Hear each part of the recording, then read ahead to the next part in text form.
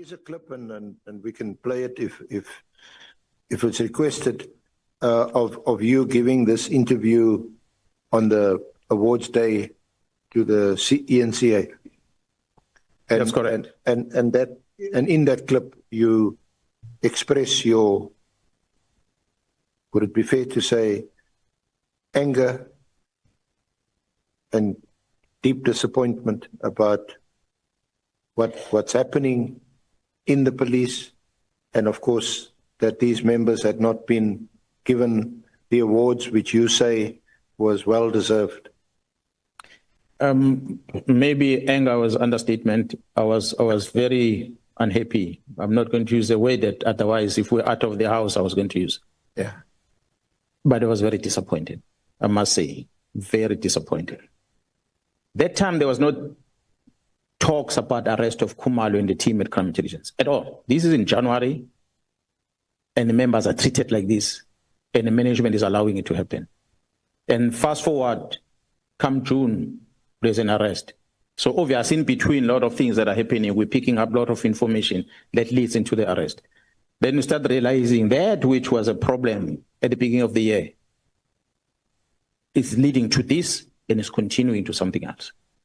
So someone had to do something about it, because otherwise, yes, there's some very talkative experts out there who will say the police job is to not to politics. I'm not a politician. I've never signed, I've never joined a member of a political party. It's never been my dream to be a politician. Mine is a police officer. I'm a civil servant. And I'm charged with the responsibility to enforce the law. Yes, Minister Bheki Cele, he told us he's got a lot of admiration, he's got high admiration for you. He said, you're a very good cop. Yeah, well, it's good because the minister, politician. It's good because then the general will know that if there's a law broken, even if he breaks the law, I'll arrest him as well. That is my job. I don't have a responsibility in terms of, that's why I was surprised when I saw Mr. Nkabingo with t-shirts of political parties. Because I don't wear a t-shirt of a political party. I even struggle to wear a t-shirt of a soccer club.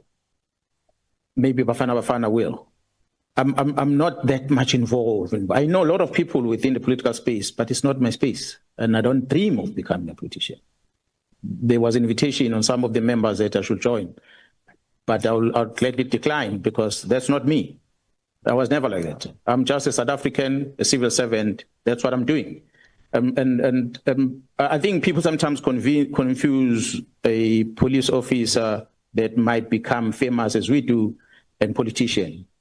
You don't run a country by enforcing the law only. You run a country by looking at a variety of things, which I'm not an expert on.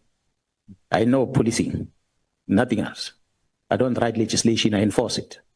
I might pick up things that are wrong in the legislation, but I don't draft it. The honorable members do that. So honorable chair members, what I was trying to indicate here is that in January, the letter is written by the minister. In January, the members are deprived of an opportunity to be given an award. Fast forward, in June, we have members arrested. And when you realize that you are trying everything to mitigate all what is happening, you're not winning.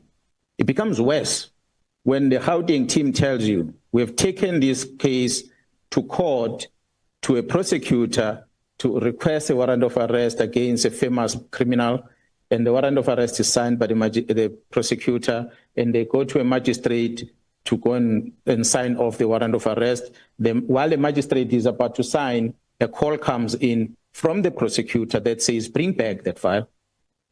I missed something there. The members go back to the prosecutor takes this file, he says, no, you know what, I don't want to lose my job. I'm not signing this warrant of arrest anymore. Go to my boss and get a warrant signed. When you start hearing that, coming from the members are sitting and they're wondering, okay, what do we do now? And they go to the high office of the prosecution, they're going to complain about it. And next thing, they get paraded as criminals. They get frustrated. Then you realize, no matter how much you can investigate, you can't place it in court because the people that's supposed to help you to place it in court, they don't want to be part of it because they're afraid. So that's your evidence on interference in the criminal prosecution? Honorable Chair members, there are a lot of things that are there. Records, voice recording, that cannot be made public because it's going to compromise serious security of the state.